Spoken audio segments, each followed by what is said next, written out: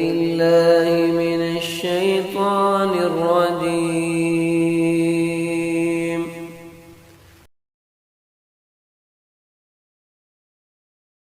رمضان کا مہینہ یوں تو آدمی کو مکمل زندگی میں زبان کی حفاظت کرنی چاہیے، اپنے صبح شام زبان کی حفاظت کرنی چاہیے، زبان کی آفتوں سے بچنا چاہیے، جھوٹ سے بچنا چاہیے، اور اسی طریقے سے غیبت سے بچنا چاہیے، اور اسی طریقے سے چغل خوری سے اسے بچنا چاہیے، لوگوں کے درمیان میں اختلاف اور پھوٹ ڈالنے سے بچنا چاہیے، گالی گلوچ سے بچنا چاہیے۔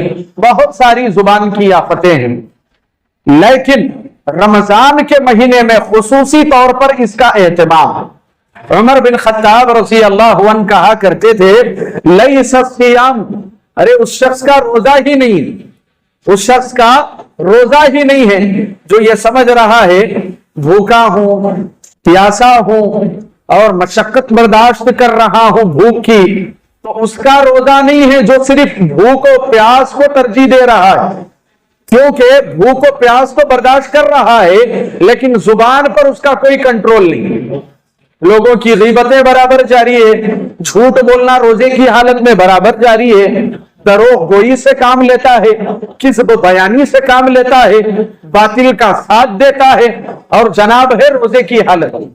تو کہا کہ اللہ رب العالمین کو ضرورت نہیں ہے، اللہ کے خزانوں میں کوئی کمی نہیں ہے کہ اللہ تعالیٰ تمہیں مہینہ بھر بھوکا پیاسا رکھے تو خزانے سیب ہو جائیں گے، ایسا کوئی معاملہ نہیں ہے۔ وہ اللہ ہے، اس کے خزانوں میں کبھی کوئی کمی نہیں ہے، وہ ہمیشہ سے ہے، ازل سے ہے، ہمیشہ رہے گا۔ مقصد کیا ہے؟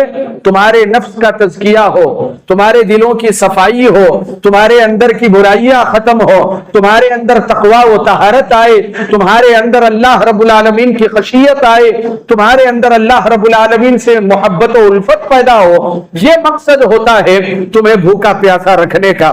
لہذا ہمیں چاہیے کہ بالخصوص رمضان کے مہینے میں ہمیں غیبت سے، چغل خوری سے، جھوٹ سے بچنا چاہیے، لیکن معاملہ برعکس ہے۔